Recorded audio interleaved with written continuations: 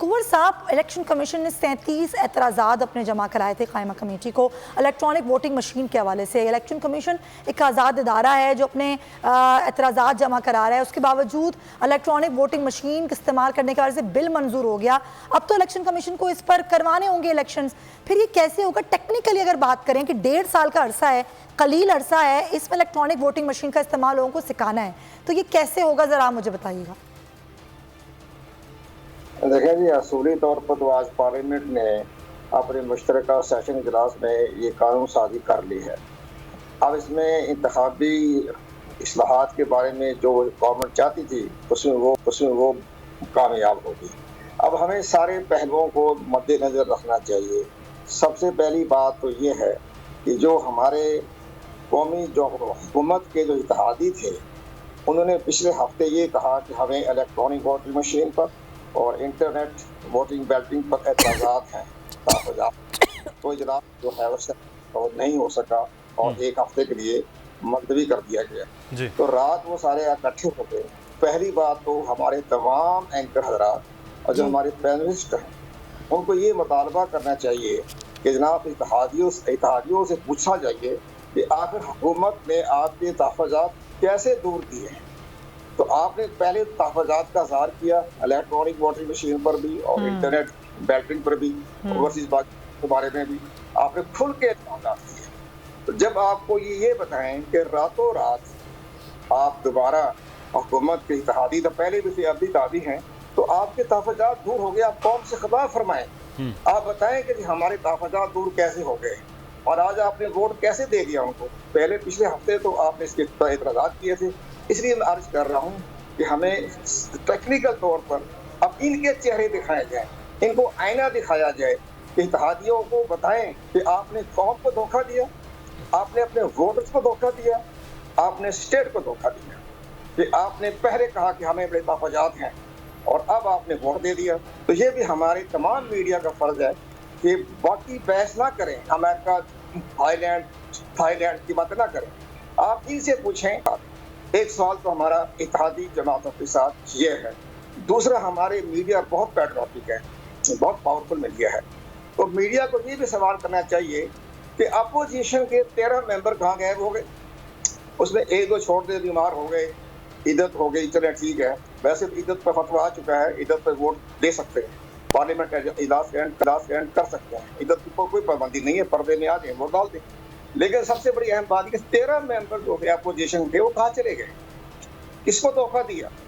कभी कहते हैं जी हमें कोई कॉल आ गई थी या हमें कोई डराया गया था। तुम अगर डरने धमकाने तो तुम अपना वोट इस्तेमाल नहीं कर सकते, तो लानत भेजो अपनी कौमी असम्बली की मेंबरशिप पर और सेनेट के ऊपर, और असली बात है कि घर चले जाओ। ये तुम्हें तुम्हारी तो जरूरत नहीं है कि तुम एक टेलीफोन कॉल पे झुक जाते हो, धोखा देते हो। कोई टेलीफोन कॉल नहीं आती। ये अंदर से मफादात के तहत फैसले करते हैं, नाम लेते हैं एजेंसियों का, नाम लेते हैं स्टेट के इदारों, अपने मफादात के तहत ये काम करते हैं।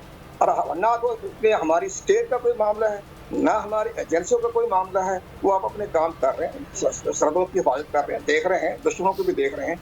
तो ये आपस की बात यह है कि हमारे तमाम एंकर हजरात को हमसे गुजारिश करते हैं, आपका बोल टीवी बहुत बड़ा नाम है, नाम भी बोल है, उनको ये कहें कि जनाब अब 13 मेंबर कहाँ गायब हो गए थे आपके। सही, और इसके बिल्कुल ये जेन्युइन सवाल है। हुकूमत के इत्तेहादियों से भी कुंवर साहब जो आप बात कर रहे हैं और अपोजिशन से भी ये पूछा जाना है, लेकिन आपकी मौजूदगी का फ़ायदा उठाते हुए हम तकनीकी बुनियादों पर ये जानना चाह रहे हैं कि इलेक्शन कमीशन अब आइनी तौर पर तो ज़िम्मेदार है कि जो आज कानून साजी हो गई है, लेकिन क्या इलेक्शन कमीशन के जो अपने इख्तियारात हैं वो कम हो रहे हैं? यानी कि पहला एतराज़ ये सामने था कि जो नादरा के पास अब इलेक्शन कमीशन की फहरिस्तें वो चली जाएंगी, अब EVM के ज़रिए हो या इलेक्ट्रॉनिक वोटिंग का मामला हो, तो क्या ये इलेक्शन कमीशन अब जो कानून साजी हो गई है, जो मंजूरी हो गई है, अब वो करने का पाबंद होगा? वो तमाम एतराज़ात जो इलेक्शन कमीशन ने 37 के करीब किए थे, वो सारे के सारे अब ख़त्म हो जाएंगे?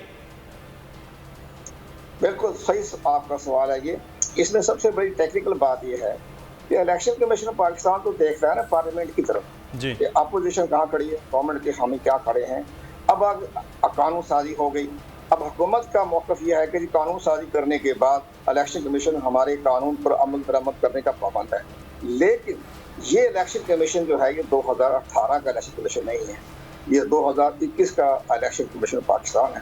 تو یہ خود غور و خوض کریں گے، دیکھیں گے، اپنی کمیشن کا اجلاس طلب کریں گے، بلائیں گے کہ جو آئین سے متصادم ہے، جو آئین کے ساتھ ٹکراؤ ہے، کنفلکٹ ہو رہا ہے، اس کے بارے میں الیکشن کمیشن پاکستان جو ہے ممکن ہے ایک ریفرنس جو ہے وہ سپریم کورٹ آف پاکستان میں فار گائیڈنس، حکومت کے خلاف نہیں، فار گائیڈنس کہے گے کہ جناب یہ شکیں جو ہے یہ آئین سے متاثر ہے.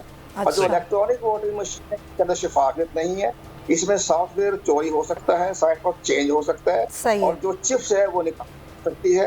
اس کے اندر رازداری کا مسئلہ بھی آ رہا ہے. ہمیں آرٹیکل 226، 218 اور 219 کے یہ متصادم نظر آ رہا ہے. آپ ہمیں گائیڈ لائن دیں. یہ الیکشن کمیشن اپنی گائیڈ لائن کے لیے ریفرنس الیکشن کمیشن پاکستان بھیجنے کا مجاز ہے. یہ ان کی اپنے سوابقی اختیارات ہے، بھیجتے ہیں کہ نہیں بھیجتے. یہ بھی ایک نقطہ ہے کہ ریفرنس جو ہے وہ الیکشن کمیشن کی جانب سے کیا جا سکتا ہے. ہم ہمیشہ بھی اپوزیشن کے حوالے سے بات کر رہے تھے، آپ کا پوائنٹ آیا. سبسکرائب کریں اور بیل دبائیں تاکہ کوئی خبر رہ نہ جائے.